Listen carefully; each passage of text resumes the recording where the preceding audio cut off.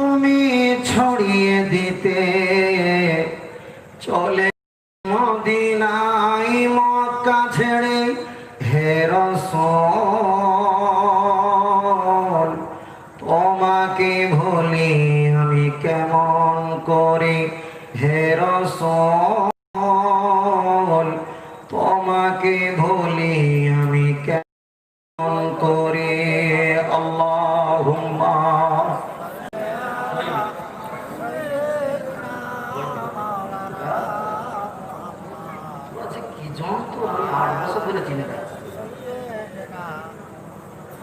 মাওলানা মুহাম্মদ।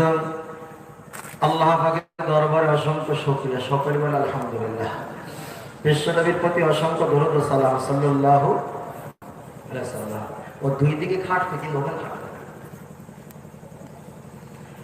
আজকের জলসার সভাপতি সাহেব এবং মাদ্রাসার শিক্ষক হাফেজ নুরউদ্দিন সাহেব এবং আমন্ত্রিত ওলামায়ে কেরাম, আমাদের এলাকায় স্থানীয় হাফেজ আলেম ওলামা এবং জ্ঞানী সুদী সাধক ব্যক্তি সকলের প্রতি আন্তরিক মোবারকবাদ। আল্লাহ দরবারে শুকরিয়া, বিশ্বনবীর প্রতি অসংখ্য দরুদ ও সালাম সাল্লাল্লাহু আলাইহি ওয়াসাল্লাম। প্রথম থেকে এই পর্যন্ত ওয়াজ নসিহত আমাদের এলাকার আলেম ওলামা অনেক নসিহত করেছেন। আর আমাদের যা পাড়ায় আলেম ওলামা আছে এরা যদি 1 ঘন্টা করে মিলাদ করে সারা রাত পারে না। বাবু তোমার সময় পাইনি, খুব অল্প সময়। দুঃখ পেও না, নিরাশ হয়েও না, আশা রাখো একদিন আমার মতো তুমি এখানে সবচেয়ে বেশি সময় পাবে।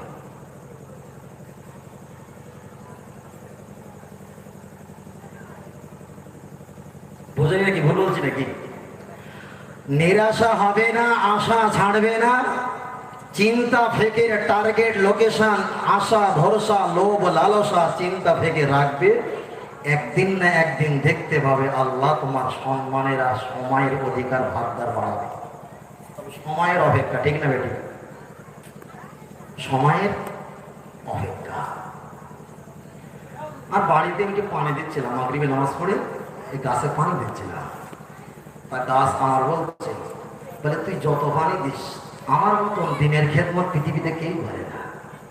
তাই বলে ফাইন তো, কারণটা কি? বললো কারো যদি রোগে যদি পেটের যন্ত্রণা হয়, আমার গাছ, আমি গাছ, আমার গাছের ছাল যদি কে ভিজিয়ে খায় সুস্থ হয়, হয় না? হয় না? আমি আপেল, লেবু, নেশপতি, আঙুর, হরিকতি, আমলকি, গয়রা, অর্জুন, কালমেঘ, রজনী, বিমা, তুলসী, শেকর, গোয়া, শান্তি, শেকর, মশারি, চুটকি, বিড়ি, সিগারেট, এ টু জেড যারা আসে একটা আমি ফিরাই না। প্রতি বছরে বছরে আম, নেশপতি, লেবু তাদের বাড়িতে ধামা ধামা পাঠিয়ে দিই। বিশাল উপকার না? তারপরে বাচ্চারা যখন এসে ছাগল বকরি চোরায়, রোদ ধরে ছাতা না পেলে আমার তলায় চিৎকার করে শুয়ে থাকে। উপকার তো। ওদের ছাগলের বকরির খাদ্য না পেলে আমার গাছের ডালগুলো কেটে ওদের খাওয়ায়। উপকার করছে না তারা? ওরা বাচ্চাগুলো আমার উপরে উঠে হাত পা ছেড়ে আমার ডালগুলো ভেঙে চুরে চুরমার করে দেয়। একদিন ওদের আমি কারেন্ট শটের মতো ছিটিয়ে ফেলিনি। উপকার করেছে না করিনি? আমি বললাম তুমি এত মানুষের সেবার উপকার করো, কিন্তু আমি মারা গেলে কবরে সুন্দর করে সরিয়ে দেয়, কিন্তু তুমি মারা গেলে শুকনো, তো মারা মানে শুকনো হয়। জলসায় রান্না করার সময়, তাবারকের সময় উনানে কেন ঢোকাবে? আমি মারা গেলে আমার তো সুন্দর করে শোয়াবে, কিন্তু তুমি মারা গেলে উনানে কেন ঢোকায়? এত উপকার করেছো, কাউকে ছাল ভিজিয়ে খাবিয়েছো, আপেল লেবু দিয়েছো, বাচ্চাদের গাছে ওঠে তাও কিছু বলনি, ছায়া আশ্রাম নেয় মানে বিশ্রামের জন্য বসে তাও কিছু বলনি। এত উপকার করার পরে তোমার কপালে এরকম ঝেঁটা কেন লাগলো? তা বলছে ভাই সারা জীবন আমি গাছ ঠেলে উপর মুখে উঠি, জীবনে নিচু মুখো হওয়া আমার স্বভাব নেই। এই স্বভাবে আমার কপালে বাস করেছে। মাথা গেছে? হাজার উপকার করার পরেও লাভ হয়েছে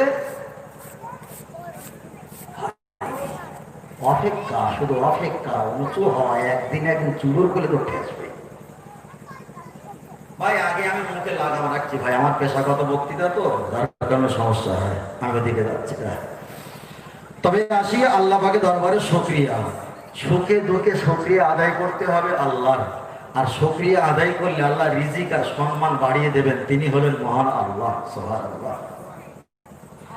এক হাতে লেখা আছে 18, একের পিঠে 18, বাম হাতে আছে 8-এর পিঠে 81, 81 আর 18 99 হয়। শরিয়াতে মোহাম্মদী মসলা হলো তালিমারা নাজায়েজ। কোথায় এসছে? দাদা হুজুর পীরকেবলা বিস্তারিত জীবনীতে একটা জায়গায় এসছে যে তালিমারা শরিয়াতে নাজায়েজ, তালিমারা চলবে না। হস্তর খবির জানারা হজ দেখেন, হাদিসটা মিশকাত শরীফে এসছে।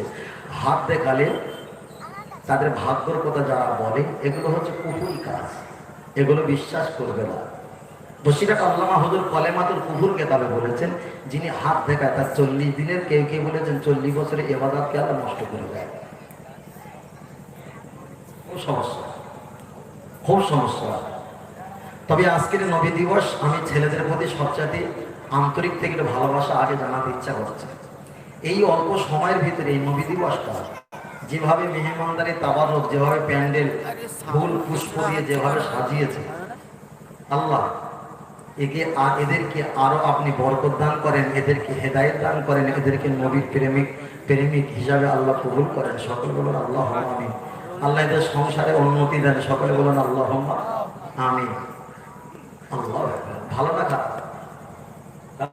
আমার এলাকায় যদি আমার এই মাদ্রাসার, এই মুসলিম মাদ্রাসার মহল্লা যদি কেউ কোটিপতি হয়, আমার কি রাগ হবে? আমার তো উপকার। তার ফোন করে তার দোহাইতে পার হতে পারবো, এটা উপকার না? যারা কাজকর্ম করে মেটিয়াবুরুজ, কানকলিক, বিভিন্ন জায়গায়, আল্লাহ তাদেরকে যেন কাজটা নতুন করে যেন আল্লাহ আবার যেন হাতে দিয়ে দেন। সকলে বলুন আল্লাহুম্মা আমিন। তাদের টাকায় হচ্ছে, আমার কত টাকা দিয়েছে? কিচ্ছু দেবে, কিচ্ছু দেবে। قال النبي صلى الله عليه وسلم, নবী আমার হাদিস শরীফে বললেন, লা ইয়াবকা মিনাল ইসলামি ইল্লা ইসমুহু আও কামা ক্বালা আলাইহিস সালাম। নবী আমার হাদিস শরীফে বললেন, পৃথিবীর শহরে নগরে, অলিতে গলিতে, পাড়ায় পাড়ায়, গ্রামে গঞ্জে, খানকা, ঈদগাহ, মুক্ত মসজিদ, মাদ্রাসা, এক কথায় পূর্ব পশ্চিম উত্তর দক্ষিণ, সামনে পেছনে ডাইনে বাঁয়ে, সমুদ্রে পানি যেমন সমুদ্রে পাহাড়ে বারবার ধাক্কা দেয়, উদ্দেশ্য একটা, ওরে পাহাড় তুমি সরে যাও, আমি পানি, আমার ঢেউ তরঙ্গ, আমি টোটাল এলাকাটা দখল করব। রাসূল বলেছেন, পৃথিবীর জমিনে এমন একটা সময় আসবে, ইসলামের পাওয়ার এত শক্তি বেড়ে যাবে, তামাম পৃথিবীতে ধাক্কা মেরে পৃথিবীটা দখল করবে। রাসূল পরেই বলেছেন, দখল করবে বটে, কিন্তু আমার বড় ভয় হয়, লা ইয়াবকা, ওদের ভিতরে কিন্তু ধর্মের কাণ্ড জ্ঞান থাকবে না। আমি আজকের ওয়াজ নসিহত করছি, হয়তো আমার ইলম আর আলামের কাণ্ড জ্ঞান নেই, যারা কমিটি হয়েছে তাদের জলসা শোনার কাণ্ড জ্ঞান নেই, যারা মাদ্রাসার প্রতিষ্ঠান দায়িত্ব নিয়েছে তাদেরও হয়তো কাণ্ড জ্ঞান নেই, যারা মসজিদের দায়িত্ব নিয়েছে তাদেরও কাণ্ড জ্ঞান নেই। তাহলে ধর্মভীরতা, ধর্মের উপরে ইস্তেকামাত দাঁড়িয়ে থাকবো, লা ইয়াবকা, কিন্তু আসল কাজের সময় নিজের ব্রেকটা হারিয়ে ফেলবো। রাসূল ওটা বোঝাতে চেয়েছেন, পৃথিবীতে ইসলাম ভর্তি হয়ে যাবে, কিন্তু ইমানদার, মোকাম্মেল, আল্লাহ খোদাভীরতা পাওয়া যাবে না।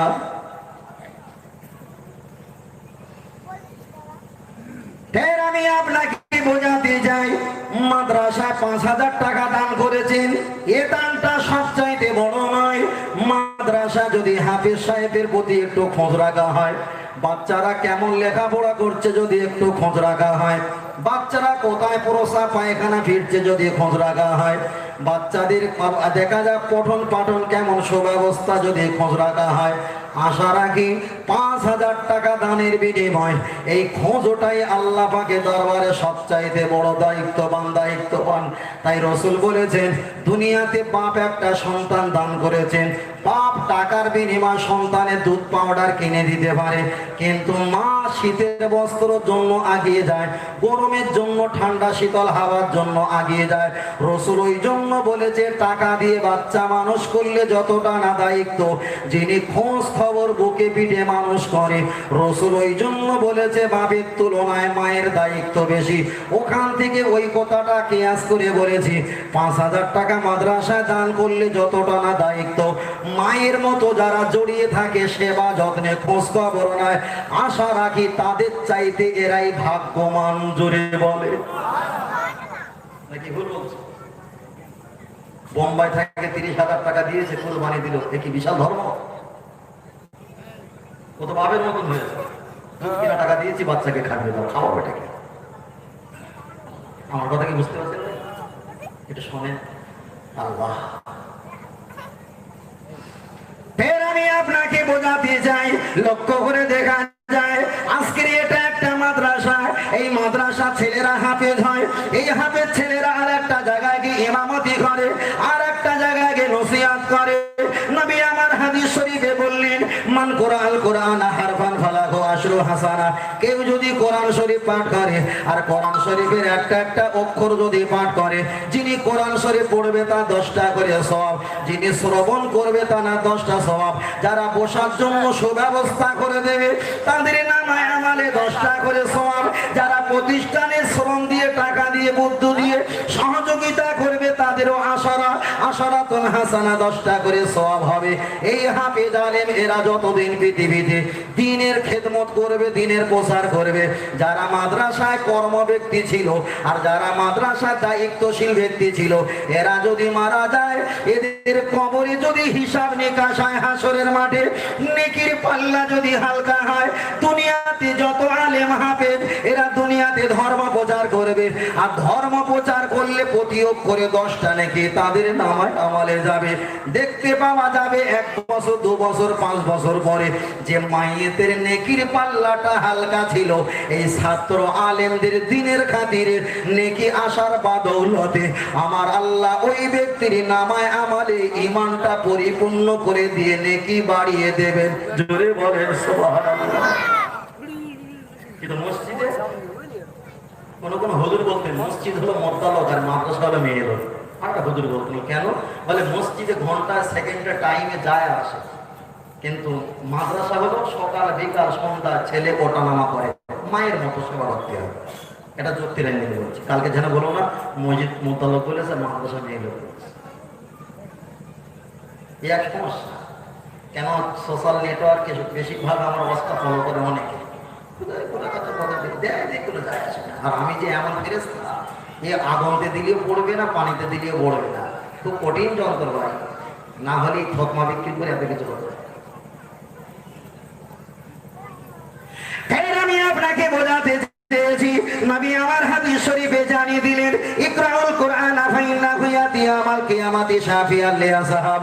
আল্লাহ নবী হাদিস শরীফে বললেন, কেউ যদি কোরআন তেলাওয়াত করে, কোরআন তেলাওয়াতের বাদৌলাতে আমার আল্লাহ তাকে নাজাত দান করবে, নাজাত দান করবে। আর একটা বার আগিয়ে চলে যাও, আর একটা বার আগিয়ে চলে যাও। আল্লাহ নবী আমার হাদিস শরীফে বললেন, তালাবুল ইলমি ফরিদাতুন আলা কুল্লি মুসলিমিন আল মুসলিমাত, প্রত্যেক নরনারীর উপরে ইলমে শিক্ষা করা ফরজ। এক কথায় কোরআন শিক্ষা করা ফরজ, কিন্তু কোরআন শিক্ষা করা যদি ফরজ হয়, কোরআন শরীফ পাঠ করা হচ্ছে নফল আর নফল। আল্লাহর কোরআন বললেন অরাতিল কোরআন তারতিলা, আর কোরআন শরীফ স্পষ্ট মাখরাজের সঙ্গে তেলাওয়াত করা হচ্ছে ওয়াজিব ওয়াজিব। নবী আমার জানিয়ে দিলেন, তোমার আব্বা মায়ের কবরে যদি আযাব হয়, পৃথিবীর হাফেজ আলেম ইমাম দরবেশ ওলি আউলিয়া কুতুব আবদাল এইগুলো মানুষ যদি দোয়া চায়, আল্লাহর নবী বলেছেন দোয়া কবুল হতে পারে, নাও হতে পারে। এ সন্তানেরা, আওলাদেরা, তোমার আব্বা মায়ের কবরের কাছে গিয়ে ইয়া রাফিউ উঁচু করবে, ইয়া দাইহি তোমাদের দুনো হাত আল্লাহর দরবারে দোয়া চাইবে। চোখ থেকে যদি পানি জারি না হয়, একটু মুখটা বাঁকিয়ে কান্নার ঢঙে যদি একটা বার পৌঁছে দিতে পারো, আমার আল্লাহ আল্লাহ কোরআনে বললেন সুম্মাস্তাগফারনি গফারতু লাকা ওয়ালা উমালি, তোমাদের তওবা তোমাদের অন্তরের দিকে তাকিয়ে আমি আল্লাহ তোমাদের মুরব্বির কবরে আযাবকে maaf করে দেব। একটু জোরে বলে আল্লাহ। নসিব ভালো, তকদির ভালো। বারবার বলেছে ছেলেকে বেশি খাবিয়ে মুড়ি মোটা ব্রেন মোটা শরীর মোটা করো না, অন্তত এলেম রাখো, একটু জ্ঞান রাখো, তাহলে সমস্ত যদি উন্নতি শিখরে পৌঁছায়।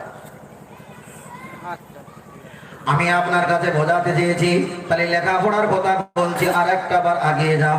আপনি যদি বলেন আমি বাংলা লেখাপড়া করব, কোনো সমস্যা নাই, কিন্তু ওটা পড়লে হয়তো নেকি পাওয়া যাবে না।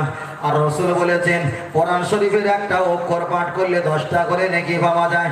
হাদিসটা মিশকাত শরীফে এসেছে, একবার সুবহানাল্লাহ পাঠ করলে আসমান আর জমিন যতটা ফাঁকা জায়গা, মায়েরা যেমন আলনা আলমারিতে কাপড়গুলো গুছিয়ে গুছিয়ে ভাঁজ করে রাখে যাতে অনেক সামানপত্রগুলো এখানে ধরে, নবী আমার বললেন একবার সুবহানাল্লাহ পাঠ করলে আসমান আর জমিন যতটা ফাঁকা জায়গা, অতটা জায়গা আমার আল্লাহ ভাঁজে ভাঁজে ওই বান্দার জন্য নেকি গুলো আল্লাহ সাজিয়ে দেন। বলুন সুবহানাল্লাহ।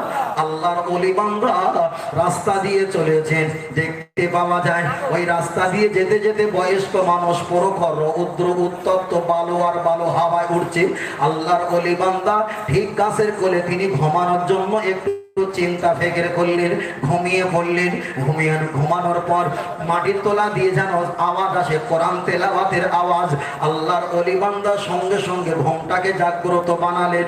উনি সালাম দিলেন, জিজ্ঞাসা করলেন ওরে কবরবাসী, তুমি যে এর ভিতরে আল্লাহওয়ালা ব্যক্তি আমি বুঝতে পারলাম না, তুমি কেমন করে কোরআন তেলাওয়াত করো? ওনার সঙ্গে কাশফ হালাতে জড়িয়ে গেল।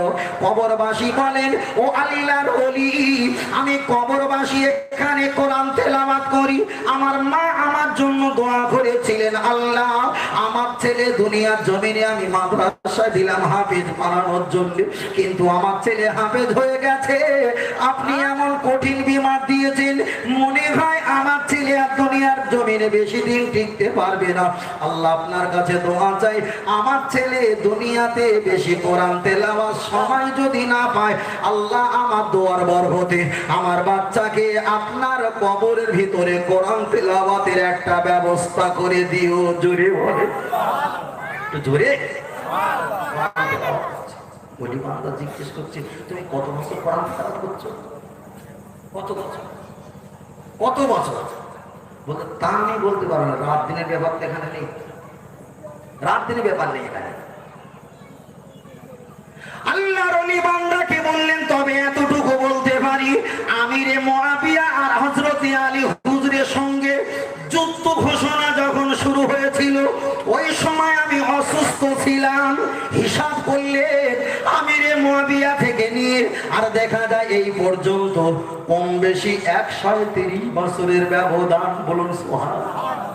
হিসাব করে দেখলেন ওখান থেকে এই পর্যন্ত 130 বছরের ব্যবধান। ওরে কবরবাসী, তুমি কি 130 বছর এখানে কোরআন তেলাওয়াত করো? বললেন জি হুজুর, কোরআন তেলাওয়াত করি। নবী আমার হাদিস শরীফে বলেছেন কোন ব্যক্তি যদি মারা যায় কবরের ভিতরে 1000 নেকি কামালে ওটা নেকি সঙ্গে সংযুক্ত হবে না, তার কারণ আমলে দরজা তার বন্ধ হয়ে গেছে, উপর থেকে যা দেবে ওটাই হবে, নিজে আর কামাতে পারবে না। এত বছর কোরআন তেলাওয়াত করেছে আমার আল্লাহ তো নেকি দেবে না কেন? আমলে দরজা বন্ধ, আর ওখানে আমল করলে সব পাবে না। আল্লাহর ওলি বান্দা 130 বছরের ব্যবধানটা শুনে সুবহানাল্লাহ পাঠ করে ফেলেছেন। কবরবাসী বললেন হুজুর আমি তো এত বছর কোরআন তেলাওয়াত করেছি, আল্লাহ আমার নেকি দেবে না, কিন্তু তুমি যে সুবহানাল্লাহ মনের আনন্দে পাঠ করে ফেলেছো, ওই সুবহানাল্লাহ একটু আমার রূহের মাগফিরাতে সওয়াব পৌঁছে দাও। কথা মাথায় গেছে? সেই সুবহানাল্লাহ একটাবার পাঠ করে মৃত ব্যক্তির কবরবাসীর জন্য সওয়াব পৌঁছে দিয়েছে। আসমান জমিন ফাঁকা যতটা নাকি ততটা নাকি। এখন এই সওয়াব পৌঁছাবে কে? হাজী সাহেবের যদি বাপ মারা যায়, ইমাম সাহেব লম্বা করে দোয়া করবে, না করলে মসজিদের দায়িত্ব শেষ।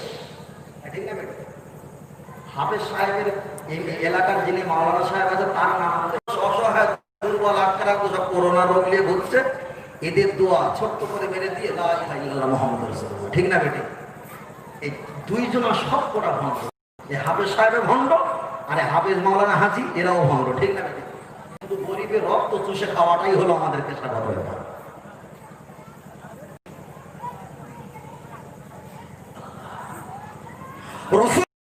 বাপ যদি মারা যায়, মা যদি মারা যায়, তাদের জন্য দোয়া করতে হবে। পৃথিবীর কোন হাফেজ আলেমের দরকার হবে না। সন্তান যদি দোয়া চায় আমার আল্লাহ রসুল বলেছেন তোমার ওই কান্নাকাটিটা বিনিময় আল্লাহ তোমার মুরব্বীর কবরে আযাব মাফ করে দেবে। এখন এই হাদিসটা যদি কাল থেকে পালন করি, ইমাম সাহেবকে যদি না ডাকি, আমার বাপের কবরের কাছে একটু কান্নাকাটি করবো, তখন বলবে এই তাল তোলার মসজিদে পাঠাবো। ঠিক না ঠিক? রাসূল বলেছেন তুমি কুরবানি করো নিজে হাসতে, যদি কুরবানি না করতে পারো যিনি পারে তাকে দিয়ে কুরবানি করো, তবে তুমি তার পাশে দাঁড়িয়ে থাকবে, এটাই হলো মাসলা। এটাই যদি হয়, আমি যদি কাল থেকে আমার পশু কুরবানি আমি যদি নিজেই করি, তখন কি হবে? তখন কি হবে? সমস্যা আসবে না? সমস্যা আসবে। আমার বাপের জানাজা যদি আমি নিজে পড়াই মশলা গুলো, তখন সমস্যা আসবে। আমি যদি হাত তুলে দোয়া করি, সমস্যা আমার আসবে।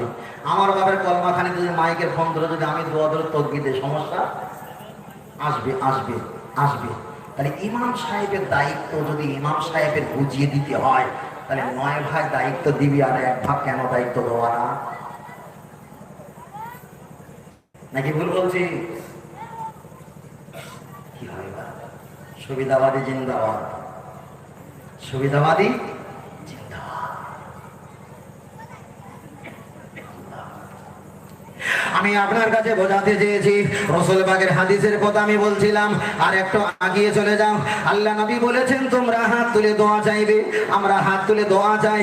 আল্লাহ নবী একটা মসজিদে নববীতে ঢুকলেন, আবু বকরকে সঙ্গে করে নিয়ে বললেন, ওরে আবু বকর চলো একটু আমরা বাইরে থেকে একটু সফর করে ঘুরে আসি কিছুক্ষণের জন্য। আল্লাহ নবী সিদ্দিক আবু বকর হুজুরকে সঙ্গে করে নিয়ে একটু বাইরে চলে গেল। মসজিদের ভিতরে দেখতে পাওয়া যায় ওমর, ওসমান, আলী, তালহা, জুবাইর, আব্দুর রহমান বিন সাদ বিন আবু ওয়াক্কাস, আব্দুর রহমান বিন সাদ বিন আবু ওয়াক্কাস, আবু উবাইদা বিন যায়েদ, আবু উবাইদা বিন জাররা, শত শত সাহাবারা তারা হাত তুলে মোনাজাত করছে। আল্লাহ নবী মসজিদে নববীর দরজার কাছে দাঁড়িয়ে বললেন, ওরে আবু বকর একটা বার দেখো, আমার সাহাবাকে আমি হাত তুলে মোনাজাত করার ফতোয়া দেইনি, এরা কেন হাত তুলে মোনাজাত করছিল?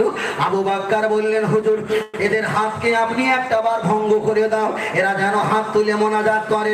আল্লাহর নবী বলেছেন, আবু বকর তুমি হাত তুলে যখন মোনাজাত করছে, এদের হাতটা তুমি যখন ভঙ্গ করে দিতে বলছো, আমি তোমার কথাটা নিতে পারলাম না। আমি মুহাম্মদ সাল্লাল্লাহু আলাইহি ওয়াসাল্লাম দুনিয়ার আসমানের দিকে যতটা দেখি, জমিনের দিকে ততটা দেখি, সামনে যতটা দেখি, পিছনেও পরিষ্কার আমি ততটাই দেখতে পাই। বলুন সুবহানাল্লাহ। আল্লাহ নবী বললেন, আবু বকর আমি এদের হাত তুলে দোয়া চাওয়ার কথা বললাম না, তবে এরা যখন হাত তুলে মোনাজাত করছে, আল্লাহ নবী দাঁড়িয়ে দাঁড়িয়ে দেখছেন, সিদ্দিক আবু বকর দেখছে। পরে দেখতে পাওয়া যায় ওদের হাত তুলে মোনাজাত করা যখন ফারেক হয়ে গেল, শেষ হয়ে গেল, নবী গিয়ে বললেন, সাহাবা তোমাদের হাত তুলে মোনাজাত করার ফতোয়া কে দিয়েছে? সাহাবারা বললেন, হুজুর হাত তুলে মোনাজাত করার ফতোয়া আপনি দেননি, আমরা যদি করে থাকি আমাদের ভুল ত্রুটি আপনি আল্লাহর রাস্তে মাফ করে দিন, ক্ষমা করে দিন। ওই সময় আবু তালহা বললেন, ও আল্লাহর নবী হাত তুলে মোনাজাত করাটা এটাই যদি আমাদের ভুল হয়ে যায়, আপনি তো নিজেই বলেছেন আনা বুইস্তু মুআল্লিমান, আমি গোলাম তামাম পৃথিবীর শিক্ষকের শিক্ষক। ছাত্র যদি ভুল করে হাত তোলে, শিক্ষক কেন দাঁড়িয়ে দাঁড়িয়ে দেখবে? আপনি জবাব দাও, জোরে বলেন, আরেকটু জোরে বলেন। আল্লাহ নবী বললেন, বাবা সাহাবা আমি তোমাদের হাতটাকে ভঙ্গ করে দিতাম, ভঙ্গ করে দিতাম, কিন্তু আমি দেখতে পাই আসমান থেকে রহমতের ঝর্ণা তোমাদের হাতে ঝরে, ওই জন্য আমি তোমাদের হাতকে গুড়িয়ে দিতে পারলাম না। জোরে বলেন সুবহানাল্লাহ। তাহলে রাসূল যদি ওই সময় মুহূর্তে হাত তুলে মোনাজাত না করে, রাসূল মোনাজাত করার পক্ষে না বিপক্ষে? রাসূল শাবে বারাতের রোজা রেখেছিল একটা, কিন্তু আমানত করেছিল আল্লাহ যদি আমাকে দুনিয়ার হায়াতে রাখে, আগামী বছরে রাখবো কয়টা? 2টা। কিন্তু রাসূল রেখেছিল একটা, 2টা আসার সময় তিনি পাননি, কিন্তু ওটাই রাসূল অঙ্গীকার করেছিল বলে ওটাই আমাদের জন্য প্রযোজ্য হয়ে গেছে। রাসূল হাত তুলে ওই মুহূর্তে দোয়া যদিও না করে থাকে, যারা হাত তুলেছিলেন তাদের হাতে উপরে রহমত পড়ছিল, রাসূল যখন সমর্থন করেছে, রাসূল না করলেও করাটা জায়েজ, ঠিক না? আমরা দোয়া চাই কি করি? আমরা মৃত ব্যক্তির জন্য দোয়া চাই। আব্বার নামে অনেকে দোয়া করে না, ইমাম সাহেব হাত তুলেছে, এখন হাফেজ সাহেবের বাপ মরে গেছে, মাওলানা সাহেবের এলাকার খুব জ্ঞানী গুণী, তার বাপ মরে গেছে, ইমাম সাহেব বলছে, হ্যাঁ সাহেব ভালো করে একটু দোয়া করে কাঁদবো, ওর কাঁদবো, বাপ মরে গেছে তো কাঁদবে, তাহলে কাঁদ। কত কাঁদিস, আমিও মোনাজাতের ফাঁকে দেখবো। তা হাত তুলে বলেছে, হয় স্যার সবার কিন্তু সব পৌঁছতে হবে না, একটু নবীর দাও, সাহাবার একটু বিয়ে ঠিক বেশি দূরে যেতে হবে না, যা আছে সব আমার আমার বাপের কবরে ঢাল। কথা বুঝে এসছে? এখন ওর বাপের কবরে যদি বেশি সব হয়, ওর বাপকে নিতে পারে বলে মনে না? ও তো অত কাজের মালিক না, অত সব কেন হবে? এখন ইমাম সাহেব দোয়া করেছেন, এপির ওপির ওমা সাহেব অলি আউলিয়া সকলে দরবারে সওয়াব দিয়েছে। এখন মানসাটা ফতোয়া দিচ্ছে, এত লোকের সওয়াব পৌঁছানি কোনো হাদিসই আছে? হ্যাঁ রে, বলে আমার বাড়ি বাংলা কথারই তাদের খুঁজে পাইনি। নিজের জমির দলিল নিজের পড়ার যোগ্যতা আছে? দলিল যারা দেখে আমাদের পড়ার কি যোগ্যতা আছে? নিজের জমির দলিল নিজে বানান করে পড়তে পারে না, বোখারি হয়েছে পড়ে বলতে এরকমটা হাদিস নেই। কি সমস্যা, চলেন বলা যাক। দেখো সমস্যা আছে। নবী আমার বললেন, তোমরা তিনটে কাজে দেরি করবে না। রসুল আমার পরে বলেছেন, বালুকুম ইউসাল্লুনা, যখন নামাজের সময় হয়ে যাবে তোমরা তাড়াতাড়ি নামাজের জন্য তৈরি হয়ে যাও। রসুল আমার দ্বিতীয় নম্বরে বললেন, আন্নাল মারআতা ইদা বালাগাতিল মাহিদা, একটা ছেলে আর মেয়ে যখন সাবালক সাবালিকা বিবাহের জন্য উপযুক্ত হয়ে যাবে, তার বিবাহের জন্য তড়িঘড়ি ব্যস্ততা করো। দুই। তৃতীয় নাম্বার রসুল বললেন, কোন ব্যক্তি যদি মাইয়িত হয়ে যায়, মারা যায়, তার দাফন কাফনের জন্য সুব্যবস্থা করো। তিন। তাহলে প্রথম ছিল নামাজ, দ্বিতীয় ছিল বিয়ে, তৃতীয় হলো জানাজা। বলছিলাম জানাজার ব্যাপার, তাহলে দুটো মুড়ে দাও, এক নাম্বারটা এবার আগিয়ে চলে যাও। রসুল আমার বললেন, একটা নিয়াত করলেন, তাহারিমা বাঁধলেন, দোয়াসানা বললেন। নামাজে যে দোয়াসানা বলা হয়, একটা লাইন বেশি বলতে হয়, অজাল্লাসানা ওগান, এই দোয়াটা বললেন। দ্বিতীয় তাকবীর দিলেন, তৃতীয় তাকবীরে দরুদ শরীফ পড়ে একটা তাকবীর দিলেন। চতুর্থ তাকবীরে একটা দোয়া বলতে হয়, আল্লাহুম্মা গফিরলি। আমার আল্লাহ রসুলকে, আমার রসুল আল্লাহকে বলছে, আল্লাহ আল্লাহুম্মা গফিরলি, আল্লাহ তুমি ক্ষমা করে দাও। আল্লাহ বললেন, হাবিব আমি ক্ষমা করব কাকে কাকে? তোমার নাম ধরে বলা লাগবে। জোরে বলে। তিনি বলছিল যে এত লোকের নাম ধরে দোয়া দিচ্ছ, এ তো কোনো হাদিসে নেই। কথা বুঝে এসছে? এখন ও তো ওদিকে লক্ষ্য না, ও কোনো পকেটের দিকে। নবী বললেন, আল্লাহ আপনি ক্ষমা করে দাও। আল্লাহ জিজ্ঞাসা করলেন, হাবিব আমি কাকে ক্ষমা করব? তোমাকে নাম ধরে বলা লাগবে। আল্লাহ নবীর নাম ধরে বললেন, হাইয়েনা, যারা হায়াতে আছে ওদেরকে আপনি ক্ষমা করে দাও। অমাইয়েতেনা, যারা মারা গেছে এদেরকেও আপনি ক্ষমা করে দাও। জোরে বলে। রসুল আমার পরে বললেন, অশাহিদিনা, এখানে যারা শরীক হয়েছে কিংবা যারা শহীদ হয়ে মারা গেছে, জানা যায় কিংবা যারা হাজির হয়েছে, তাদেরকে আপনি মাফ করে দাও। অসাগিরিনা, যারা ছোট অবস্থায় মায়ের কোলে 2-4 দিনে বাচ্চা মারা গেছে, তাদেরকে ক্ষমা করে দাও। অকাবিরিনা, যারা বৃদ্ধ অবস্থায় মারা গেছে, তাদেরকে মাফ করে দাও। অজাকারিনা ও উনসানা, যত নারীরা ঈমান এনেছে তাদেরকে মাফ করে দাও। আল্লাহুম্মা মান আহইয়াইতাহু মিন্না ফাহিহি আলাল ইসলাম, দুনিয়াতে যারা ইসলাম নিয়ে বেঁচে আছে তাদেরকে মাফ করে দাও। ওমান তাওয়াফাইতাহু, যারা মারা গেছে ফাতাফাহু আলাল ঈমান, ঈমান নিয়ে মারা গেছে তাদেরকেও মাফ করে দাও। তাহলে রাসূল ছোট বাচ্চা সওয়াব পৌঁছেছে, বৃদ্ধালোকে সওয়াব দিয়েছে, হায়াতে যারা আছে তাদের দিয়েছে, মৃত যারা হয়ে গেছে তাদের দিয়েছে, মায়েদের দিয়েছে, যারা দুনিয়াতে বেঁচে আছেন তাদের দিয়েছে। তাহলে ইমামের দোয়া আর রাসূল পাকের দোয়ায় মিল আছে না নাই? আছে তো। আর উনি যদি বলে আমি তো খুঁজে পাইনি, বাবা তুমি ওখানে পড়তে গেলে না হজ করতে গেলে? হজ করতে গেলে। যদি পড়তে যাওনি তুমি জানবা কি করে? খুব সমস্যা। আল্লাহ, আমার সোনার মানিকেরা, আমি আপনাকে বোঝাতে চেয়েছি, দোয়া চাওয়ার প্রসঙ্গে বলতে বলতে এতদূর পর্যন্ত চলে আসলাম। আর একটা কথা আগিয়ে চলে যাও, লক্ষ্য করে দেখা যায় ইমাম শাফি রহমাতুল্লাহ আলাইহি উনি রাস্তা দিয়ে হেঁটে যাচ্ছিলেন, আর হাঁটতে হাঁটতে হাঁটতে হাঁটতে কোনো একটা ব্যক্তি বলেছে, ইমাম শাফি রহমাতুল্লাহ আলাইহি 500 রাকাত করে তিনি নফল নামাজ পড়ে। ইমাম শাফি তিনি ডান দিকে মুখটা ফিরিয়ে বলেছে, ও ছেলেরা, যুবকেরা, ও আমার বাচ্চারা, প্রতিবেশীর মানুষেরা, আমি ইমাম শাফি আমার লাইফে আমি 500 রাকাত নামাজি বলেছে, কিন্তু ওদের পামে তুমি ভুলে গেছো। আল্লাহর কোরআন বলেছে ইসপারা ফাওয়াইলুল লিল মুসাল্লিন, ওরে শাফি পামে যদি টিকে থাকো আর ওদেরকে ভুল যদি ভাঙিয়ে না দাও, আল্লাহ কোরআন বলেছে ইউরাউন, তোমার ওই রিয়া অহংকার অন্তরে গেঁথে থাকবে, আর রিয়া অহংকার অন্তরে গেঁথে থাকার বিনিময় জাহান্নামে যাবার জন্য ওটাই তোমার সুরাস্তা। বুঝে আসেনি? পড়ছি হয়তো 5 ওয়াক্ত, যদি বলে অমুক জন তাহাজ্জুদ পড়ে, অথচ আমি পড়িনি, সঙ্গে সঙ্গে মাসলা হলো, তার দিকে ঘুরে বলো বাবা আমি তাহাজ্জুদের নামাজ পড়ার সময় পাই না, আমাকে তাহাজ্জুদ নামাজি বলো না। কথা বুঝে এসছে? আর যদি বলা হয় দেখেছো হুজুর না বাড়ি গিয়ে আবার তাহাজ্জুদের নামাজ পড়ে, মাদ্রাসা দেখেছি উনি দাঁড়িয়ে দাঁড়িয়ে নফল নামাজ পড়ে, অথচ হুজুর মাদ্রাসা দাঁড়িয়ে দাঁড়িয়ে কোনো একটা কাজ করানো করছিল, আর হুজুর ওই কথা শুনে একদম হাতির মতো ফুলে যাচ্ছে, হাতির মতো ফুলে যাচ্ছে। জাহান্নামে যাওয়া সহজ উপায়। কি উপায়? সহজ উপায়। আমি আপনাকে বোঝাতে চাই, বাইজিদ বাস্তামি রহমাতুল্লাহ আলাইহি এক সময় তিনি বসে আছেন, কিছু ভক্ত মুরিদরা এসে বললেন হুজুর আমাদের এলাকায় বড় একটা নামাজি আর পীর সাহেব ঢুকেছে, হুজুর তাকে একটু টেস্ট করতে হবে, কেমন নামাজি আর সলিহিন আর কেমন সাইমিন, কেমন আল্লাহর আবেদা বান্দা, একটু প্রমাণ করা লাগবে। এ দেখা যায় বাইজিদ বাস্তামি রহমাতুল্লাহ আলাইহি ওই কথাটা শোনার পরে ভক্তবিন্দুদের নিয়ে একটা বার তিনি চলে গেল।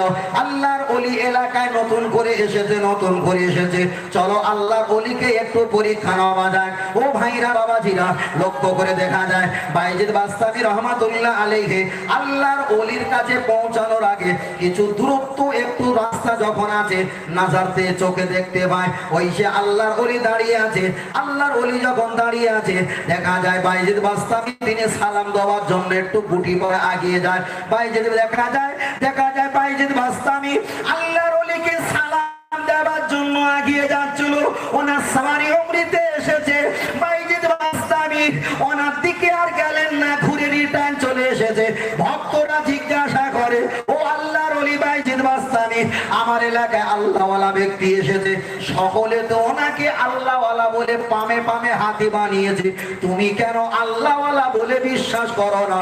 তুমি কি এক ঘরে থাকতে যাও? বাইজিদ বাস্তামি বলেছে ওরে আমার মুরিদ মুতাকিন, তোমরা আমাকে পীর মাশায়েখ বলে মানো আর নাই মানো, আমি সম্মানের পেশনা, তবে আমি ওনার সঙ্গে মুসাফা করতে যাচ্ছিলাম আর সালাম দিতে যাচ্ছিলাম, দেখতে পাওয়া যায় ওই আল্লাহর ওলি পান খাচ্ছিল কিংবা কিছু খাচ্ছিল, আর গাল থেকে সে থুতুটা নিয়ে আল্লাহর কাবার দিকে তিনি নিক্ষেপ করেছে। বসিরহাট আল্লামা হুজুর কলেমাতুল কুফর কিতাবে বর্ণনা করেছেন, কেউ যদি ইচ্ছা করে কাবার দিকে পা দেয়, কেউ যদি ইচ্ছা করে কাবার দিকে পায়খানা ফেলে, কেউ যদি ইচ্ছা করে কাবার দিকে প্রসাব আর থুতু ছিপ যদি ফেলে, তওবা যদি না পড়ে, ওই ব্যক্তিটা বেঈমান আর কাফের হয়ে যাবে। আমি বাইজিদ বাস্তামি আমি আল্লাহওয়ালা হতে পারি, যার সঙ্গে আমি দেখা করতেছিলাম তেনাকে তোমরা আল্লাহওয়ালা দিনদার মনে করতে পারো, আল্লাহর কাবার দিকে যার সম্মান দেওয়ার যোগ্যতার ক্ষমতা নেই, আমি বাইজিদ ওই রকম আল্লাহওয়ালা ব্যক্তির বুকে লাথি মেরে ভেড়ার মতো বলে থাকবো না, সিংহর মতো একা থাকবো। মাথায় গেছে? সারাটা জীবন দেখতে পেয়েছি হারাম হারাম, একটাও হালাল খুঁজে পাওয়া যায় না। বাবা তুমি তাকে আল্লাহওয়ালা বলো, আমি কি লঙ্গি পরি যে প্রস্তাবেরা জায়গা রাখিনি বলে মনে করছো? কি করে তাকে আল্লাহওয়ালা বলে মেনে নিতে পারে? তাই আমার সময় কমা।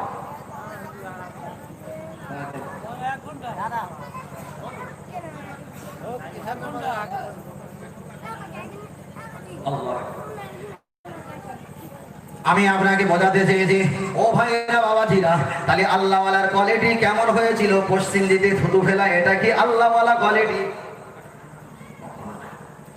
আল্লাহওয়ালার কোয়ালিটি পশ্চিম দিকে থুতু ফেলা এটা কখনো নয়। আল্লাহ নবী বাজারে যেতেন, আর বাজারে যেতে যেতে যেতে দেখতে পেতেন কিছু বাচ্চারা আল্লাহ নবী জামা ধরতেন, টানতেন, জামাটা জড়িয়ে ধরতেন, রসুল পাককে জড়িয়ে ধরতেন। একটা সাহাবা বললেন হামাদাল ইয়া রাসূলুল্লাহ হাবিবাল্লাহ কাইফা হালুকা, এগুলো কি খবর, কি অবস্থা, কি অবস্থা? আপনি একটাবার ভালো করে দেখেন, আপনার জামায় ময়লা লেগে যায়, আপনার জামা জড়িয়ে ধরে বাচ্চারা ছুটে ছুটে দৌড়ে এসে আল্লাহ নবী তাদের হাতে মায়ে হাত বুলিয়ে দিয়ে তাদের জন্য দোয়া করলেন। নবী বললেন, ওরে আমার সাহাবায়ে কেরাম, তোমাদের সেই অন্তরার দিল তোমাদের নাও থাকতে পারে, বাচ্চাদের প্রতি ইনসাফ আর বাচ্চাদের প্রতি ভালোবাসা। আমি দয়ার নবী শুধু তোমাদের নবী নয়, ছোট বড় আবাল বনিতা দরমিয়ান মাঝারি এক কথায় আল্লাহর সৃষ্টি যত প্রাণী আছে প্রত্যেকের নবীদের নবী হলাম আমি রাসূলুল্লাহ। জোরে বলেন সুবহানাল্লাহ। আল্লাহ নবীর আদর্শ হলো বাচ্চাদের সঙ্গে সদ্ব্যবহার করা, বাচ্চাদের সঙ্গে ভালো ব্যবহার করা। তাহলে কোনো ব্যক্তি যদি বাচ্চাদের সঙ্গে ভালো ব্যবহার করার যোগ্যতা না থাকে, তোমার আমার সঙ্গে কেমন ব্যবহার করবে? কোন ভালো ব্যক্তিকে চেনার জন্য তোমার ছেলেকে ছেড়ে দাও, ওই ছেলেকে যদি চড়মোচায় লাথি মারে আর গালাগালি দেয় যে বাপ খারাপ, রক্তের দোষ, জন্মগত দোষ, ছেলেও এমন হবে, হিসাব করতে পারবে ও যেমন চরিত্র মুখ থেকে তেমন চরিত্র ফুটে উঠছে। রাসূল বলেছে এটা বলা যাবে না, বাচ্চারা কোনো নিষ্পাপ বেগুনা মাসুম। নবী আমার হাদিস শরীফে বলেছেন, হাদিসটা মুআত্তা বিন মালিক বর্ণনা করেছে, ছোট বাচ্চা যদি মারা যায় এদের হিসাব নিকাশ কিছুই হবে না, আল্লাহ এদের দয়ার জান্নাতের মেহমান বানাবেন। জোরে বলেন। বাচ্চাদের সঙ্গে ব্যবহার যদি আমার ভালো না হয়, আমার বাচ্চাদের সঙ্গে মুরব্বীদের ভালো ব্যবহার হবে কি আশা করা যায়? কখনো আশা করা সম্ভব না। আমি শেষ পর্যায়ে আর একটা কথা আমি আপনাকে বলি, ও ভাইরা বাবাজিরা, লক্ষ্য করে দেখা যাও, আল্লাহ নবী দুনিয়াতে যখন আগমন হলেন, যে কুয়ায় পানি ছিল না আমার আল্লাহ ওই কুয়ায় পানি দিয়েছে, যে গাছে পাতা ছিল না আল্লাহ পাতা দিয়েছে, যে মায়ের বুকের স্থানে দুধ ছিল না আমার আল্লাহ দুধ দান করে দিয়েছে। এক কথা শুধু রহমত আর বরকত, রহমত আর বরকত। কিন্তু হিসাব একটাই জায়গায় আমার মাথা ঘুরপাক খায়, আমার আল্লাহ যদি তয়েফের বিরিদ্ধা মা হালিমা তার বুকের স্থানে যদি দুধ দেয়, আমার আল্লাহ নিজের মায়ের বুকের স্থানে দুধটা কেন কমিয়ে দিয়েছে, দুধটা কেন কিংবা খেতে দেয়নি, এটা বোঝাতে চেয়েছি। আমাদের দেখা যায় বাংলাদেশে একটা বাংলা ভাষা, 24 পরগনার একটা বাংলা, ওটাও বাংলা এটাও বাংলা, কিন্তু বাংলার ভিতরে 19-20 পার্থক্য আছে। মুর্শিদাবাদে একরকম বাংলা, হাওড়া জেলায় একরকম বাংলা, মুর্শিদাবাদের বাংলা আর হাওড়া জেলার বাংলা একটু 19-20 পার্থক্য আছে। টোটাল হাওড়া, হুগলি, মেদিনীপুর, পুরুলিয়া, বাঁকুড়া, দিনাজপুর, বীরভূম এমনি করে টোটাল জায়গায় যত বাংলা আছে, শ্রেষ্ঠ বাংলা হলো কলকাতার ইন্টারন্যাশনাল বাংলা। আপনার ছেলেকে যদি কলকাতার কোনো স্কুলে ভর্তি করে দাও, আপনার ছেলে ছোট থেকে ওই কলকাতার ইন্টারন্যাশনাল বাংলা শোনে, আপনার গাঁও এলাকা যদি আসে, শিক্ষিত মানুষ তাকে দাম দেওয়া অবশ্যই জরুরি। দামান দামান করবে, এখানে বড় হবে, এদের সঙ্গে হয়তো মিশে চলো তোমার এখানে রাখা হবে না। সবাই যখন বাচ্চা নিয়ে চলে গেছে, একজনকে আমি বাচ্চা খালি হাতে বসিয়ে রেখেছি, তার কোলে আমি তোমায় তুলে দেব। আল্লাহ নবী বলেছেন 7 রকমের আরবি ভাষা কোরআন তেলাওয়াত করা যায় মরক্কো উপকূল সাগরে, আর টেনানগরে, মক্কা, মদিনা, সিরিয়াতে যত রকমের আরবি আর আরবি। ইন্টারন্যাশনাল বাংলা যেমন কলকাতা, আর যত আরবি আছে ইন্টারন্যাশনাল আরবি হলো সেটা হলো তয়েফে মা হালিমার এলাকা। তাই আল্লাহ নবীকে ছোট অবস্থায় মা হালিমার বাড়িতে তুলে দিয়েছে, যাতে আমার নবী এই অল্প বয়সের বিনিময় সুন্দর পরিষ্কার ভাষাটা যেন শিখতে পারে। জোরে বলেন সুবহানাল্লাহ, আর একটু জোরে বলেন সুবহানাল্লাহ। আল্লাহুম্মা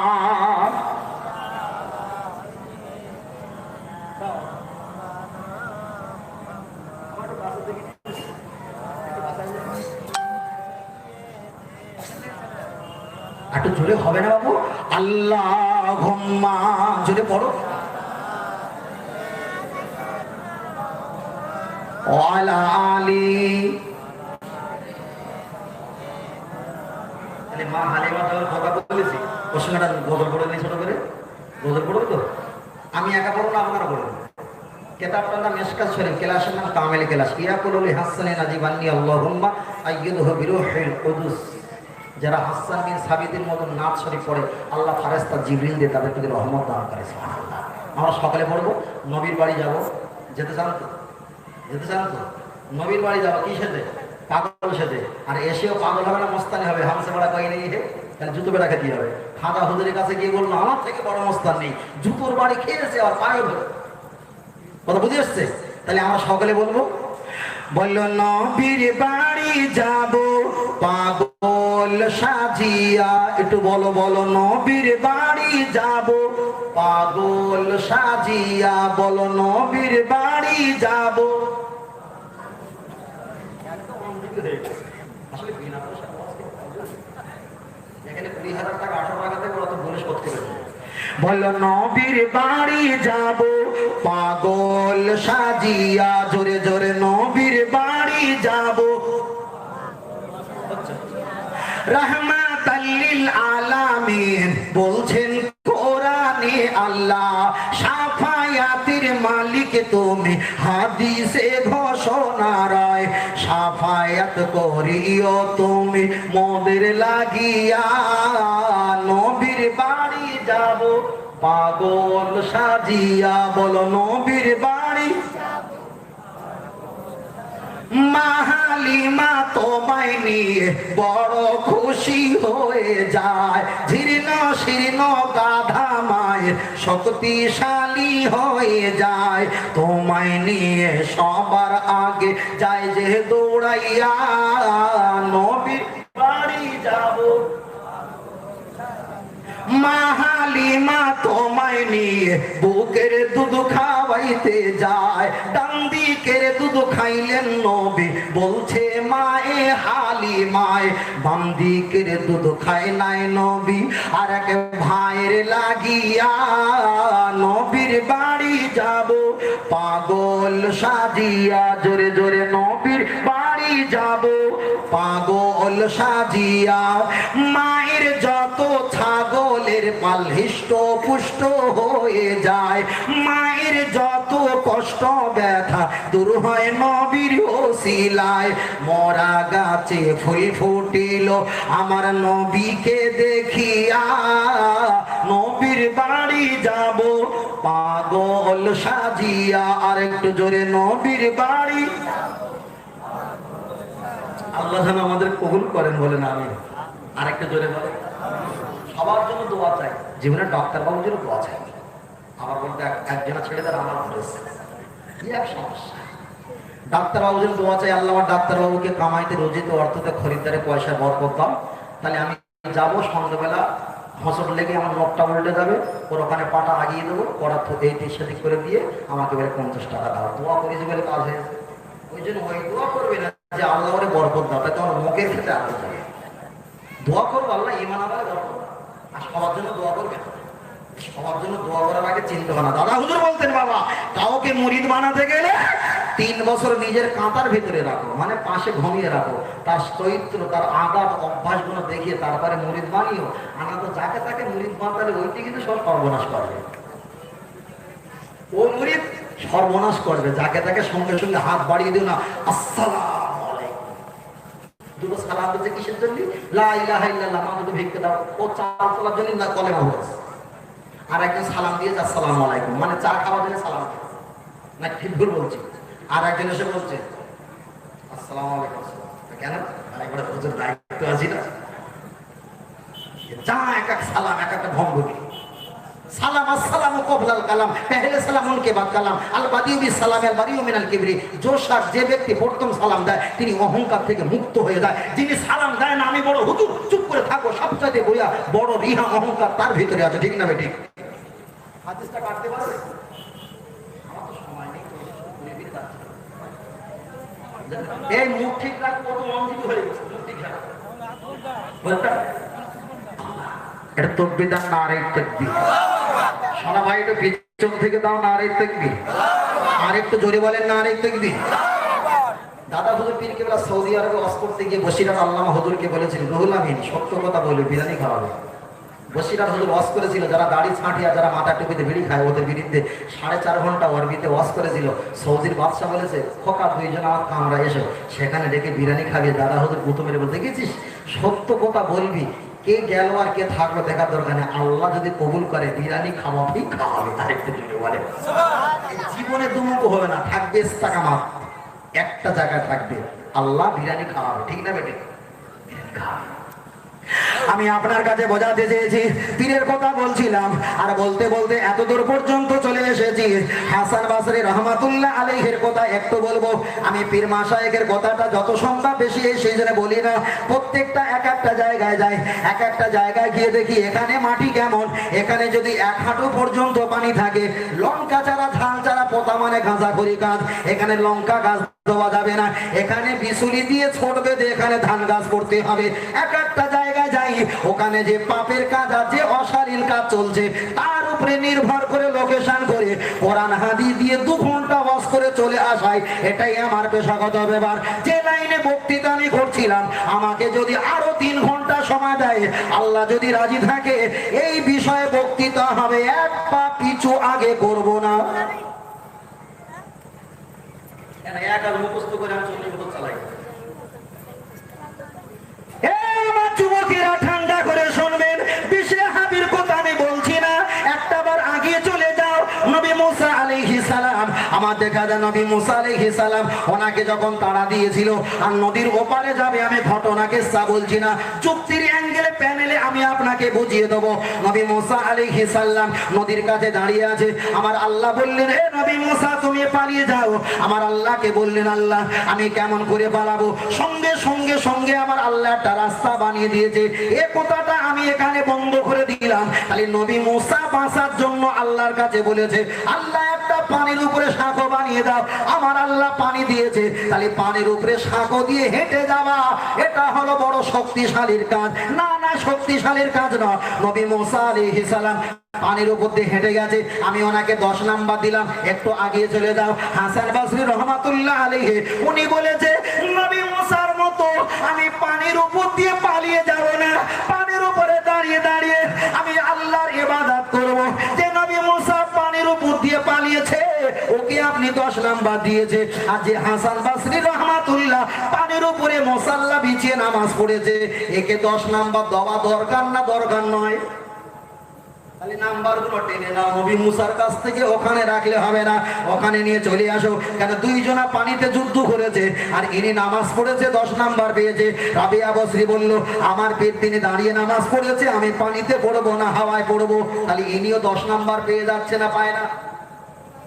রাবিয়া বসরি যখন হাওয়ায় নামাজ পড়েছে, দাদা পীর বলল, আরে অত শত করলে হবে না, ওরা পানিতে যুদ্ধ করেছে, কেউ হাওয়ার উপরে, কেউ পানির মাঝখানে, আর কেউ পানির উপরে, আমরা যুদ্ধ করব পানির তলায়। জোরে বলেন।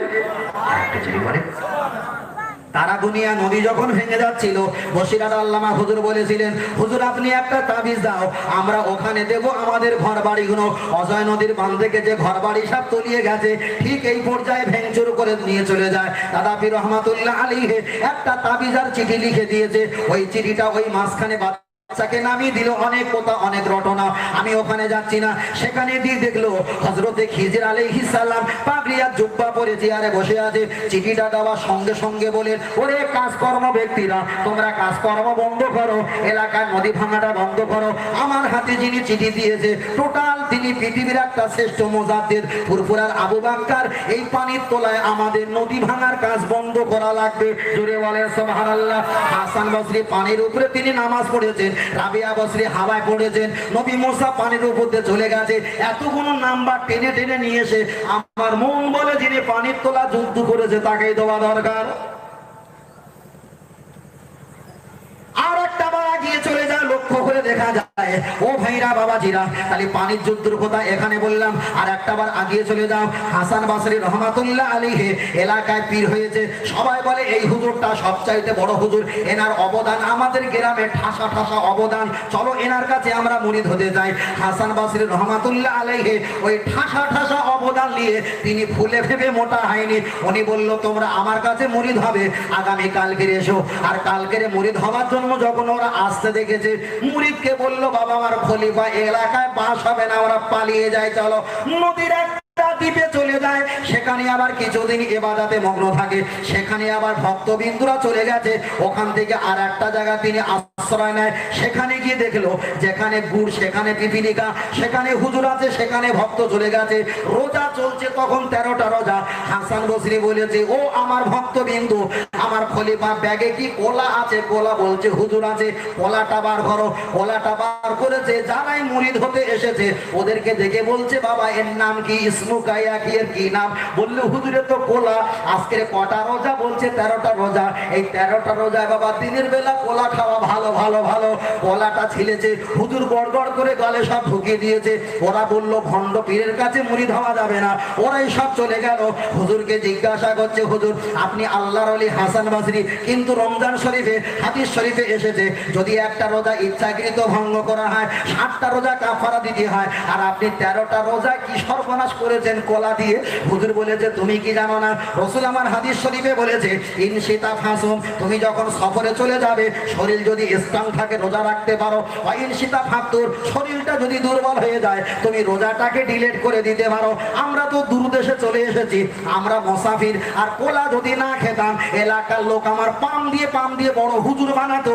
আর খোদার কাছে যদি হুজুর না হতাম তাহলে জিরো হিরো থেকে আমাকে জিরো বানতে হতো। তাহলে এই মুরিদদের তাড়িয়েছি একটা কোলার বিনিময়। এই জামানায় দেখতে পাই বরং কোলার বিনিময় মুরিদকে আরো জোড়াচ্ছে।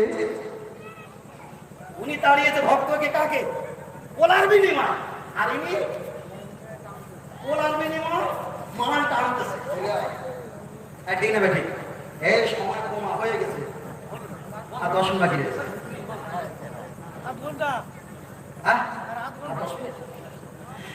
আমি আপনাকে বোঝাতে চেয়েছি আগিয়ে চলে যাও, আগিয়ে চলে যাও। লক্ষ্য করে দেখা যায় হাসান বসরি রাহমাতুল্লাহ আলাইহির কথা আমি বলেছি। ও আমার ভাইজানেরা বাপজিরা, এত দূর পর্যন্ত যাব না কেন? বলতে বলতে আমার মাথায় হাজারো উদাহরণ ঘুরছে। আমি অতটা মাথায় নেওয়া সম্ভব নেই। অল্প সময়ের ভিতরে আর একটা জায়গায় পৌঁছে দেই।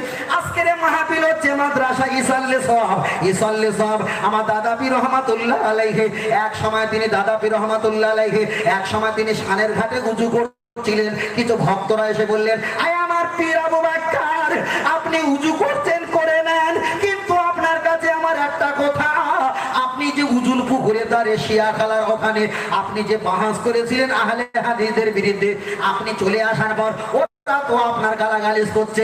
দাদা হুজুর বলল কেন গালি দেবে? যে আপনি স্টেজে ওয়াজ করছিলেন, কোনটা অন্ধকার কোনটা আলো শ্রোতাদের চিনিয়ে দিচ্ছিলেন। অজের শেষে কিছু মানুষ আপনার গালিগালাজ করছে।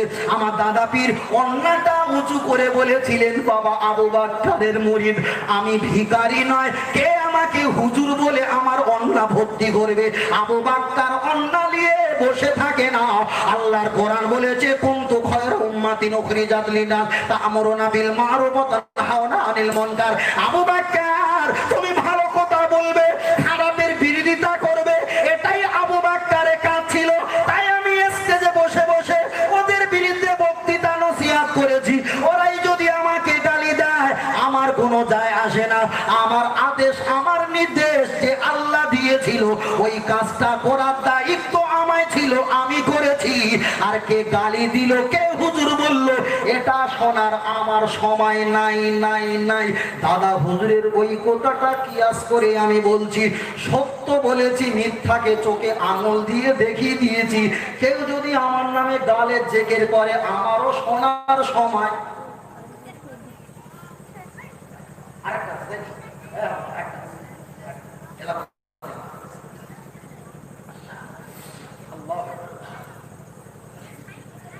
আমি আপনাকে বোঝাতে চেয়েছি আর 6 মিনিট বাকি আছে, আরেকটুখানি আগিয়ে চলে যায়। ও ভাইরা বাবাজিরা, আমার দাদা পীর রহমাতুল্লাহ আলাইহির কথা আমি বলতে বলতে এতদূর পর্যন্ত চলে এসেছি। দাদা পীর হুগলি যখন হুগলি লোবাপুর দুধকলবি, এদিকে সেকেন্দার পাড়া, এদিকে কেটলি বাড়ি, এদিকে দুধকলবি বাজার, এদিকে মশাট, আর এদিকে হচ্ছে কমির মোড়া স্টেশন। ঠিক লোবাপুরের ভিতরে ওনার একটা যে কেতাব আছে বাহাজের কেতাব বসিরাত আল্লামা হুজুরের, কম বেশি 70খানা কেতাব আমার কাছে আছে। ওই কেতাবে আমরা দেখছিলাম আহলে হাদিসদের বিরুদ্ধে আমার দাদা পীর যখন বক্তৃতা করার জন্য স্টেজে উঠেছিলেন, দাদা হুজুরকে বলেছিলেন আবু বকর আগামী কয়েকদিন আগে আমরা স্টেজ বানাবো, ওই স্টেজে তোমাকে বলতে হবে আহলে হাদিসরা আগে এসেছে না আহলে সুন্নাতুল জামাতের দলেরা আগে এসেছে। দাদা পীর বলল আল্লাহর ইবাদত, নবীর মুহাব্বত, কোরআন তেলাওয়াত, মা বাপের খেদমত, মাজার জিয়ারত, আমরাই তো হলাম আহলে সুন্নাতুল জামাত। জোরে বলে সুবহানাল্লাহ, আর একটু জোরে বলে সুবহানাল্লাহ। আল্লাহর মাহবুব বান্দা দাদা পীরকে বলেছিলেন আবু বকর অমুক দিন আমরা হুগলি জেলায় এই লোবা জাহাজ তৈরি করব, আর এই জাহাজে তোমার আসতে হবে। আহলে হাদিসরা আগে এসেছে না সুন্নাতুল জামাতের দলেরা আগে এসেছে, প্রমাণ করা লাগবে। আহলে হাদিসরা অনেক কিতাব সরো করেছে, অনেক বই, অনেক কোরআন হাদিস সরো করেছে। দাদা পীরের কাছে কিচ্ছু ছিল না বাবা, কিচ্ছু ছিল না। একটা কালো অন্না, আমি যেমন কালো অন্না ব্যবহার করি, বসিরাট আল্লামা হুজুরের কাছে অধিকাংশ কালো অন্না থাকতেন। ওই কালো অন্নাটা দাদা পীর রহমাতুল্লাহ ঘাড়ে নিয়েছে, জুতোটা বগলে করে নিয়েছে।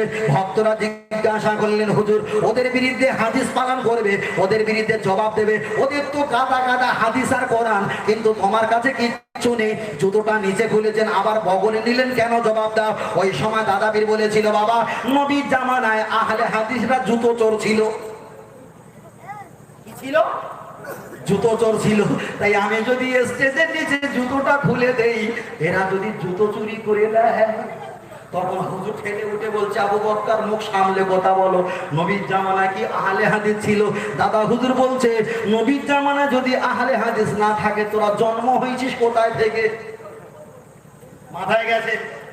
নবীর জামানায় আহলে হাদিস যদি না থাকে, তাহলে তোমরা জন্ম হয়েছো কোথায় থেকে? এর দ্বারা আমরা বুঝতে পেরেছি দাদা পীর রহমাতুল্লাহ আলাইহি যে সত্যের পথের প্রতীক ছিল, এই সত্যের পথে প্রতীক একমাত্র ধার করে নেওয়া ছিল বিশ্ব নবী মুহাম্মদ সাল্লাল্লাহু আলাইহি ওয়াসাল্লামের কাছ থেকে। জোরে বলেন সুবহানাল্লাহ, আর একটু জোরে বলেন সুবহানাল্লাহ। এটা কি ফুল? এটা কি ফুল বলে? গাঁদা ফুল। এই সাদাটা রজনীগন্ধা, আর এটা গোলাপ। চলেন শুরু হয়ে যাক। বলো ইয়া রাসূলুল্লাহ ইয়া হাবিবাল্লাহ, বলো ইয়া এটা জোরে বলো না। বলো ইয়া রাসূলুল্লাহ ইয়া, গোলাপ নীলাম, গাধা নীলাম, নীলাম রজনীগন্ধা, সুযোগ পেলে দাঁড়িয়ে পাঠাবো হাজার কি আমের নজরানা, একবার দেখা দাও যদি ও গো মদিনা আলা, একবার দেখা দাও যদি ও গো কামলি আলা, হাসি মুখে পাঠাবো তোমায় হাজার কি আমের নজরানা। বলো বলো ইয়া রাসূলুল্লাহ, মাশাআল্লাহ জোরে বলো ইয়া রাসূলুল্লাহ। লাল ফুলকে প্রশ্ন করি তুমি রংটি কোথায় পেলে, ওহদ ময়দানে নবীজি রক্ত লাল ছিল বলে।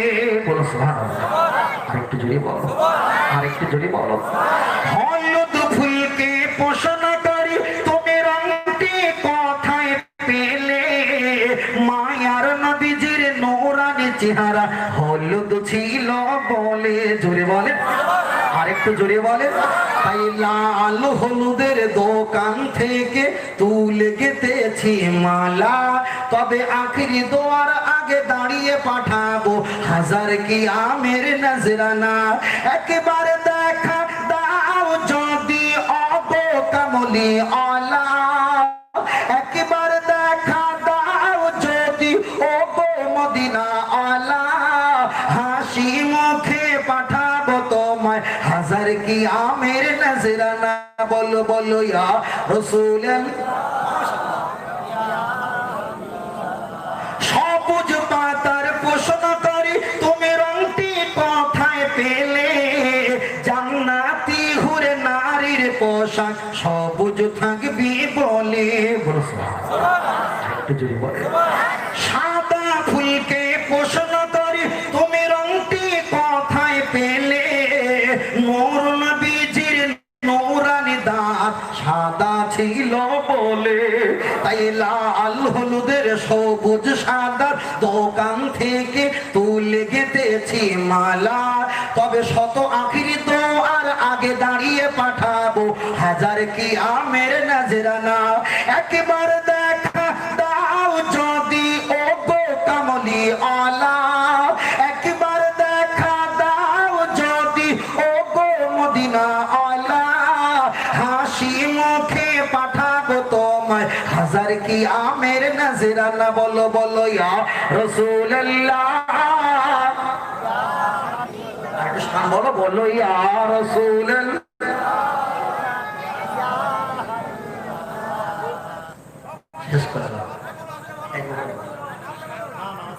নামাজ কালাম হবে এই দেখো আমার এই